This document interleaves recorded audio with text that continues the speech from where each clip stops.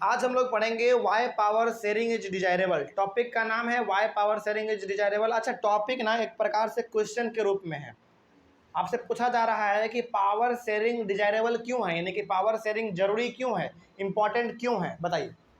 यानी कि power sharing important क्यों है। हमने आपको बेल्जियम और श्रीलंका का केस हमने पढ़ाया, उन दोनों को नज़र में रखते हुए, उन दोनों को रिवाइज करते हुए, उन दोनों को अपने माइंड में सोचिए जरा, क्या था बेल्जियम का केस, क्या था श्रीलंका का केस, और उसके बाद अब जवाब दीजिए कि आखिर पावर शेयरिंग डिजायरेबल क्यों है, यानी कि पावर शेयरिंग इंपॉर्टेंट क्यों है, बताइए। इसलिए इंपॉर्टेंट है क्योंकि आपने देखा कि बेल्जियम में पावर शेयर किया गया, जिसके वजह से वहाँ पे कहीं पे भी लड़ाई झगड़ा देखने को नहीं मिला। लेकिन श्रीलंका में पावर को शेयर नहीं किया गया, जिसके वजह से वहाँ पे सिविल वॉर हुआ। तो यहाँ पे हम लोग एक लाइन में कह सकते हैं कि पावर शेयरिंग इंपॉर्टेंट क्यों है। इसलिए इंपॉर्टेंट है क्योंकि ये कॉन्फ्लिक्ट को पूरी तरीके से ख़त्म कर देता है। कॉन्फ्लिक्ट मतलब लड़ाई झगड़ा पूरी तरीके से ख़त्म कर देता है। यदि आप दोनों को पावर दे दोगे तो क्या लड़ाई झगड़ा कभी होगा? नहीं होगा। तो पावर शेयरिंग इसलिए डिजायरेबल है क्योंकि ये कॉन्फ्लिक्ट के पॉसिबिलिटी को ख़त्म कर देता है, यानी कि लड़ाई झगड़े की संभावना को ये पूरी तरीके से ख़त्म कर देता है। ठीक है, लेकिन इसमें और भी कुछ नए बातें लिखे हुए हैं, उसके बारे में हम लोग आज पढ़ेंगे।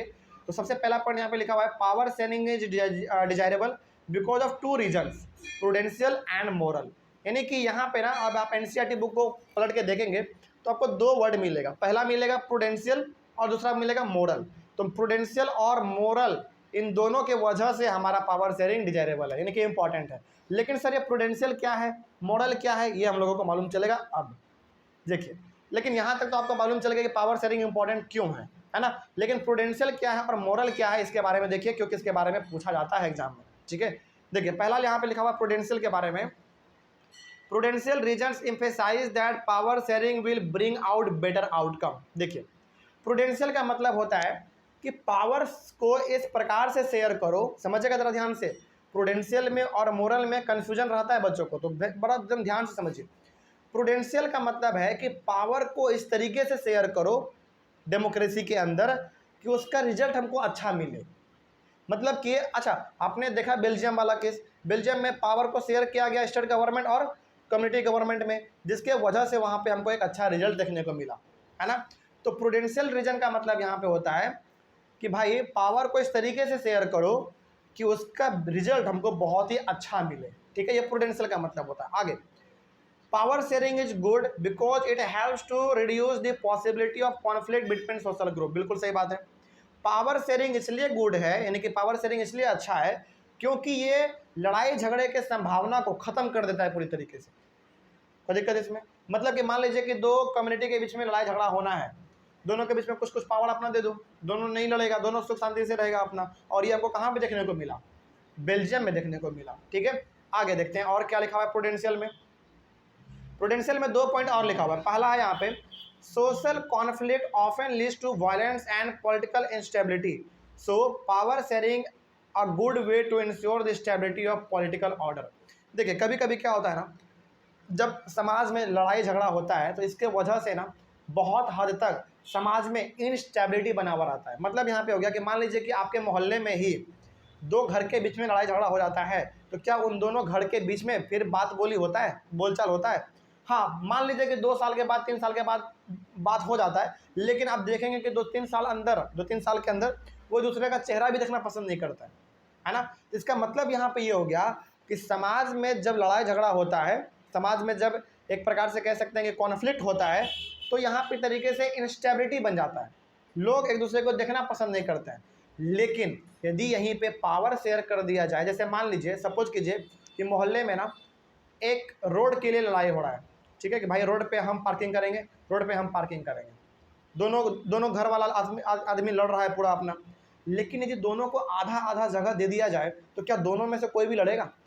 नहीं लड़ेगा। तो वही यहाँ पे कहा गया है कि अक्सर समाज में लड़ाई झगड़ा होता है और लड़ाई झगड़े के कारण ही वहाँ पे इनस्टेबिलिटी बना रहता है, यानी कि अस्थिरता बना रहता है। दोनों एक दूसरे को पसंद नहीं करता है, दोनों एक दूसरे को देखना पसंद नहीं करता है। लेकिन यदि वहीं पे पावर को शेयर कर दिया जाए, दोनों को हिस्सेदारी दे दे, भाई ये तुम्हारा है, ये तुम्हारा है, इस तरीके से, तो वहाँ पे हमारा एक तरीके से पॉलिटिकल ऑर्डर बना रहेगा, यानी कि स्टेबिलिटी बना हुआ रहेगा। लोग दूसरे को से लड़ेंगे नहीं, झगड़ेंगे नहीं, सुख शांति से रहेंगे। ये सबका सब किसके अंदर आता है? प्रूडेंशियल के अंदर आता है। ठीक है, तो अब आपको मालूम चल रहा है कि पावर शेयरिंग क्यों इंपॉर्टेंट है।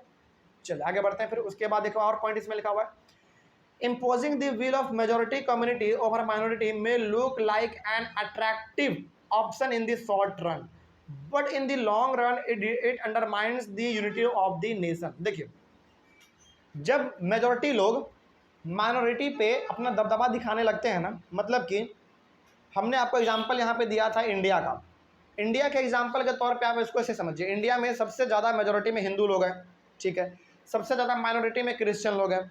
यदि हिंदू लोग क्रिश्चियन के ऊपर अत्याचार करें, मारे पीटे, उसको डराए धमकाए, तो हो सकता है कि कुछ दिन के लिए वो ठीक लगे, ठीक है, हो सकता है, हालांकि ऐसा होता नहीं है भाई, कोई किसी को मारेगा तो अच्छा लगेगा क्या, नहीं लगेगा, लेकिन मान लीजिए कि हो सकता है कुछ दिन के लिए वो अच्छा लगे आपको, ठीक है, शॉर्ट रन के लिए वो आपको अच्छा लगे, अट्रैक्टिव लगे, लेकिन क्या लंबे यानी कि लॉन्ग टर्म के लिए देखा जाए तो आप यहाँ पे क्या कर रहे हो, दो रिलीजन के बीच में आप दरार पैदा कर रहे हो, है ना। यानी कि एक मेजॉरिटी कम्युनिटी जब माइनॉरिटी को अत्याचार करता है, उसको टॉर्चर करता है, उसको परेशान करता है, तो हो सकता है कि कम समय के लिए वो अच्छा लगे, देखने में सुंदर लगे, देखें तो अच्छा लगे, हो सकता है, लेकिन ऐसा होता नहीं है बेसिकली, आप समझिए बस, हो सकता है कि अच्छा लगे, लेकिन लॉन्ग टर्म में यदि देखा जाए तो आप बेसिकली क्या कर रहे हो, दो रिलीजन के बीच में आप दरार पैदा कर रहे हो, है ना। और ये जाके क्या करेगा, बेसिकली हमारे कंट्री के यूनिटी को ख़त्म करेगा, यानी कि एकता जो है उसको पूरी तरीके से ख़त्म कर देगा। लेकिन बाद में फिर क्या हो जाएगा, हिंदू वाला क्रिश्चियन को देखना पसंद नहीं करेगा, क्रिश्चियन वाला हिंदू को देखना पसंद नहीं करेगा। इसीलिए कहा जाता है कि पावर को इस तरीके से शेयर करो कि उसका रिजल्ट हमको क्या मिले, बढ़िया मिले। और ये सब का सब हमारा आता है प्रूडेंशियल में। तो ये प्रूडेंशियल जब भी आपसे पूछा जाए तो ये 4 पॉइंट आप लिख दीजिएगा, आपको बहुत अच्छा नंबर मिलेगा। उसके बाद हम लोग बात करते हैं मोरल के बारे में। मोरल क्या है, देखो, moral reasons emphasise the very act of power sharing is valuable. देखो, प्रूडेंशियल में क्या पढ़ा आपने, प्रूडेंशियल में ये कहता है कि पावर को इस तरीके से शेयर करो कि उससे हमको रिजल्ट बहुत अच्छा मिले, है ना। लेकिन मोरल ये कहता है कि पावर को इस तरीके से शेयर करो कि उसका वैल्यू बढ़ जाए। मतलब समझ में आया, फिर से समझिए इसको। मोरल रीजन ये कहता है कि पावर को इस तरीके से शेयर करो कि उसका वैल्यू बढ़ जाए। इसका मतलब आप यहाँ पे ऐसे समझिए, बेल्जियम में पावर को शेयर किया गया तो क्या बेल्जियम कंट्री का वैल्यू बढ़ा कि नहीं बढ़ा, बिल्कुल बढ़ा। इसलिए आपने पढ़ा भी था कि जब यूरोपियन यूनियन होना था तो ब्रुसेल को हेडक्वार्टर चुना गया था। क्यों चुना गया ब्रुसेल को, इसलिए चुना गया क्योंकि ब्रुसेल किसके अंदर है, बेल्जियम के अंदर है। और बेल्जियम में पावर को इस तरीके से शेयर किया गया है कि बेल्जियम का वैल्यू अपने आप बढ़ गया, इसीलिए ब्रुसेल को जो है ना वहाँ का हेडक्वार्टर चुना गया। तो मोरल रीजन यही कहता है कि भाई पावर को इस तरीके से शेयर करो कि उसका वैल्यू बढ़ जाए, है ना, यानी कि एक अच्छा संदेश जाए लोगों के बीच में, मैसेज जाए अच्छा। आगे, power sharing is the very spirit of democracy, यानी कि डेमोक्रेसी का जो है ना, मतलब कि पावर शेयरिंग को डेमोक्रेसी का स्पिरिट बताया गया है, एक तरीके से कह सकते हैं उसका आत्मा बताया गया है। मतलब ये हो गया कि यदि कहीं पे डेमोक्रेसी है तो वहाँ पे पावर का शेयर होना कंपलसरी हो जाता है। जैसे मान लीजिए हमारे कंट्री में, हमारे इंडिया में डेमोक्रेसी है, ये हम लोगों को मालूम है, लेकिन क्या यदि हमें पावर शेयर ना किया जाए तो क्या हमारा इंडिया चल पाएगा, नहीं चल पाएगा। तो इसलिए कहा जाता है कि डेमोक्रेसी जहाँ है वहाँ पे पावर का शेयर होना बहुत ही ज़रूरी है, तभी स्टेट गवर्नमेंट अपना काम कर पाएगा, लोकल गवर्नमेंट अपना काम कर पाएगा और सेंट्रल गवर्नमेंट अपना काम कर पाएगा। क्यों कर पा रहा है, क्योंकि सबका पावर शेयर है, सबका अपना अपना एकदम पूरा पावर है, ठीक है। आगे, A democratic rule involves power sharing with those affected by its exercise and those who have to live with its effect। इसका मतलब क्या हुआ, समझिए ध्यान से। इसमें यह भी कहा जाता है कि पावर शेयरिंग का सबसे ज़्यादा फायदा उसको मिलता है जिसको शुरू से ही दबाया जा रहा है। जैसे एग्जाम्पल के तौर पे बताते हैं आपको, इंडिया में पहले कास्ट सिस्टम चलता था। पहले के लोग छोटे कास्ट के लोगों को देखना पसंद नहीं करते थे, लेकिन आज के दौर में आप क्या देखते हैं कि छोटे कास्ट के लोगों को रिजर्वेशन मिल गया। तो यहाँ पे पावर शेयर बेसिकली उसी के साथ किया जाता है जिसको कि बहुत समय से दबाया आ रहा है, ताकि उसको भी उठाया जा सके, उसको भी समाज में बराबर दर्जा दिया जा सके। बात समझ आ रही है। जैसे पहले के समय में ना सबसे बड़ा कास्ट जो माना जाता था, वो आज भी माना जाता है, वो ब्राह्मण को माना जाता है। तो क्या ब्राह्मण को आज हमारे इंडिया में कोई रिजर्वेशन है, नहीं है। क्यों नहीं है, क्योंकि ये शुरू से आगे हैं हर चीज़ में, है ना, धन संपत्ति पैसा प्रॉपर्टी हर चीज़ में ये लोग शुरू से आगे हैं। लेकिन हमारे इंडिया में खास करके देखा जाए तो जो दलित हैं, है ना, जो हरिजन हैं, जो छोटे कास्ट के लोग हैं, उनको शुरू से दबाया आ जा रहा है। लेकिन उसको आज क्या है, फिर रिजर्वेशन है। इट मीन्स इसके पास अपना पावर है। बात समझ में आ गया। तो पावर शेयरिंग का सबसे ज़्यादा फायदा उसको मिलता है जिसको बहुत लंबे समय से दबाया आ रहा है, उसको दबाया जा रहा था, फिर उसको पावर शेयरिंग यानी कि उसको पावर मिलता है तो वो अपने आप को समाज में इस्टेब्लिश करने की कोशिश करता है ना, लोगों से कंधा मिलाकर चलना चाहता है। तो ये अच्छा चीज़ है, बिल्कुल अच्छा है। आगे बढ़ते हैं फिर। People have a right to be consulted on how they are to be govern. अच्छा, डेमोक्रेसी में बताइए क्या आदमी के पास पावर है कि नहीं है कि उसके ऊपर कौन रूल करेगा नहीं करेगा? ये पावर है। मतलब कि मान लीजिए हम अपने लीडर को वोट दे रहे हैं, इसका मतलब हम अपने लीडर को पावर दे रहे हैं कि भाई हम आपको चुन रहे हैं अपना लीडर, तुम हमारे ऊपर रूल करना। लेकिन हाँ, रूल करने का मतलब ये नहीं है कि तुम्हारे मन में जो आएगा सो करना। रूल करने का मतलब ये है कि हमको जो समस्या होगा उसका समाधान तुम करना, है ना। ये किस में होता है? डेमोक्रेसी में होता है बेसिकली। ये सबका सब हमारा मॉरल में आता है। तो बताइए ये डेमोक्रेसी के वैल्यू को बढ़ा रहा है कि नहीं बढ़ा रहा है? बिल्कुल बढ़ा रहा है।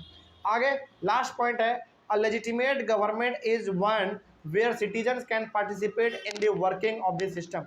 लेजिटिमेट गवर्नमेंट का मतलब होता है एक अच्छा गवर्नमेंट, एक सिस्टमेटिक गवर्नमेंट। तो एक अच्छा गवर्नमेंट तभी कहलाएगा जब वहाँ पे आम आदमी को भी पार्टिसिपेट करने का मौका मिले।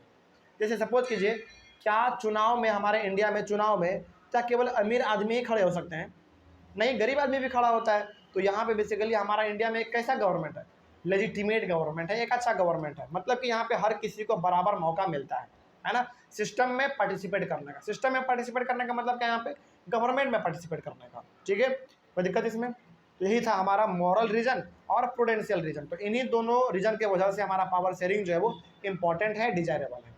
तो जब भी why power sharing is desirable वाला टॉपिक आ जाए सवाल के रूप में, तो आप मॉरल और प्रूडेंशियल दोनों के बारे में 4-4, 5-5 पॉइंट है लगभग, उसको आप लिख दीजिएगा। ठीक है, चलिए तो हम लोग अपने अगले वाले क्लास में शुरू करेंगे। एक और नया टॉपिक हमारा वो है फॉर्म्स ऑफ पावर शेयरिंग। ठीक है, चलिए, थैंक यू वेरी मच।